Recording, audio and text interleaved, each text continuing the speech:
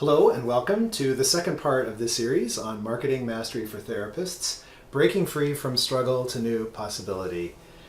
In the first part of this series, I talked about how marketing for therapists is very difficult and is very often a struggle. And in this part of the series, I'd like to talk about how to break free from that struggle and to start to think about marketing with a new possibility and a new mindset. Just to review a little bit, we can talk a little bit about how traditional marketing is very much focused on the advice of others and for other businesses and for what works. So you'll hear people say things like, well, you need to use social media, you need to start blogging, you need to run ads, post flyers, things like that. And it's often very disconnected from our skills and our authenticity because the focus is on the marketing channel. It's on these external behaviors that we're supposed to do out in the world. And it's not very much focused on who we are as therapists or very much focused on who we are as people. And clients are thus often seen to be commodities to be obtained, which is also, I think, very difficult for many of us in private practice therapy work. The win or the score is if we get clients, and that's supposed to be seen as a success. And I think that often doesn't sit super well with many private practice therapists. In traditional marketing, it often feels challenging and unsatisfying because we're really trying to run after something. We're trying to make something happen. We're trying to get more clients, for example. And we are often motivated by desire, wanting clients, wanting income, wanting, and wanting. And in desire, we are enslaved to wanting, and this often just does not feel very satisfying. It's very insatiable, and it's very difficult to feel fully satisfied with this kind of approach to marketing. And I think that's because traditional marketing is very limited. And I'd like to dive a little deeper in terms of talking about why I think it is so limited. And I think it's useful to describe it in terms of the difference between classic and Newtonian physics and quantum physics. Newtonian physics is really useful in describing how matter, or macro masses of energy, behaves. For example, an apple falls to the earth because of gravity. It's very good talking about matter. It's not so great talking about energy, mind, and manifestation. In fact, it's very limited. The laws of Newtonian physics are actually inadequate, and they don't really apply to the world of awareness. So consider when we think about marketing from a classic Newtonian perspective, it's often oriented in the small s, self, or ego. And the focus is on form, moving matter, for example, how to get clients into your office. It's very focused on linearity and cause and effect. In other words, if I start running a blog, that will help get clients into my office. The idea is if I do X, then I will get Y. And it's also very externally focused versus internal focused. It's very focused on the external behavior, doing these certain things in order to get certain results. And I think marketing from a classic Newtonian perspective is very difficult because the focus is on the movement of matter. There's a sense of effort needed to make something happen, and it often can feel very effortful. It's very much grounded in ego, which also brings up a lot of resistance. And I think I've seen that in many, many private practice therapists, and certainly in myself, where I feel a lot of resistance to self-promotion because it's so much focused on egoic needs and wants. It's also very oriented to the external. It can feel like a less known skill to us as therapists, and it can feel way too exposing and often very vulnerable. And this is what traditional marketing is, with all of its limitations. And so what I'd like to suggest is, what if we started to think about marketing more mindfully? And when I talk about more mindfully, I'm not just talking about being mindful. I'm not just talking about a technique, but perhaps a means to look outside of the limitations of our conditioned beliefs about marketing. So let's consider our connected mind from a quantum or unified energy field perspective. Scientists speak of quantum physics as property related to the flow of energy. In psychology, we talk about the capital S self. And in spiritual and religious traditions, we often speak of the divine, of universal consciousness, in Hindu Atman, in Christian Holy Spirit, in Buddhist true nature. And I think these three different perspectives all sort of point to how we're talking about the quality of energy field that we know of that's greater than ourselves. And we can start to think of this connection to our greater mind as a quantum mindfulness. That's what I'd like to propose, is that we think of this as quantum mindfulness, which again is not just a meditation technique.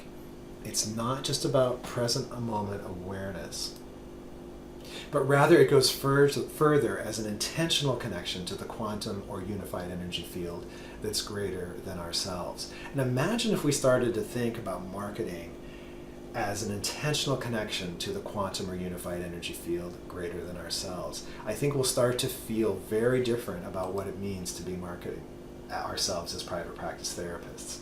And so how might we think of marketing, bringing marketing into quantum mindfulness, or bringing quantum mindfulness into the world of marketing? Well, I think it's great to start with the definition of mind, and for Dan Siegel, the mind is defined as an embodied and relational process that regulates the flow of energy and information. And so what would marketing with quantum mindfulness look like? Well, I think we would start to think of it as being oriented in the collective consciousness, or capital S self, where our focus would be on energy, aligning with a flow greater than ourselves, on non-linear, in other words, we're causing an effect versus cause and effect. And we're focused much more on the internal state of being versus on some external behavior. So let's sort of review and compare these two perspectives. Again, in traditional marketing, which is grounded much more in the classic Newtonian physics world, we are much more oriented around the ego and our small sense of self, small s self. And the focus is very much on form, moving matter. How do we get clients? On linearity. What do we do to get those clients? What behavior will get them into our office? And it's much more focused on the external behavior versus the internal. Whereas in quantum awareness physics, where we're much more grounded in the collective consciousness, or capital S self, the focus is on energy aligning with a flow greater than ourselves, non-linear, causing an effect, and on internal, a state of being, which I think is much more oriented towards how we are as private practice therapists. We're much better skilled at aligning with our energy, with being more focused on our internal state. And therefore I think quantum awareness physics and marketing through quantum mindfulness speaks much more effectively to who we are as private practice therapists. So just to summarize, in quantum mindfulness, we are aligning with an energy that is greater than ourselves, that collective conscious energy. In the quantum field, there is pure potential of all possibilities. All things already exist in the quantum field. You already have a full and successful private practice. It's already there, already exists. Now it's just a question of focusing how to tap into it. And we shift our focus from what our small s or ego wants into what our potential client wants in the larger quantum field. Remember that if our full and successful private practice already exists in the quantum field, it's really just a question of tapping into it, to tapping into the awareness of what those potential clients already want. They're waiting for us. We're shifting our energy from trying to get what we want from an egoic state to who we are being. So instead of trying to get clients in our office to satisfy the needs and wants of our ego, we are sitting back and we are really resting in who we are being and connecting in our true authentic being to the larger quantum field. And then the focus becomes on moving energy from the pure potential of possibility to actuality. So again, if our full private practice already exists in the quantum field, because the quantum field, as you know, I think exists outside of time and space, so it already exists out there in the quantum field. It's really just up to us to bring it out of pure potential, out of possibility, and bring it into actuality.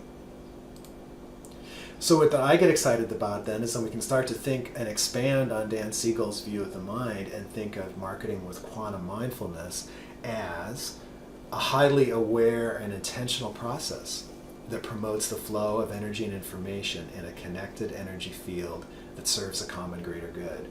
Again, a highly aware and intentional process that promotes the flow and energy of information in a connected energy field that serves a common greater good. In my first video, I talked a little bit about going on mindfulness retreats and on doing things like sweat lodges and vision quests. And I think what was true for me was that I was connecting into a larger energy flow, into a larger energy field. It wasn't a highly aware and intentional process, but it still had the effect of connecting me into a larger energy field, which actually had the side effect of actually promoting my private practice and actually helping bring to me clients that I actually really enjoyed working with and who could really benefit from what I had to offer. So marketing with a quantum mindfulness is important for therapists. I think it offers a different and more integrative possibility beyond what we think of as traditional marketing. It opens up an opportunity for greater expression in your calling, and it encourages your skills as a mindful therapist to be used in good marketing in connection to the unified field, so that you don't have to feel disconnected from who you are as a private practice therapist and actually can feel much more aligned in your marketing work. It actually supports your clients in finding you versus you trying to get them. Because if you're connected into this larger energy field that we think of as the quantum field, it opens up the possibility for those clients to come to you. And it's really exciting when you're connected into the quantum field, because it feels like things happen mysteriously. You can't necessarily explain how things come to you, how people find you, how you connect to others. And that's why I think it's so useful and exciting and such a great potential for private practice therapists. So in part 3 of this series, I want to talk about why therapists can be great at marketing. There's so many skills that we have as private practice therapists that can really facilitate connecting to the quantum field and being great at marketing. And we can really do this in a way that utilizes our strengths and values as clinicians. So how can we start to think of practicing from the quantum perspective? I think in part 3 we'll talk a little bit more about that, and we'll talk about the next steps of taking this process further. I think Rumi said it best.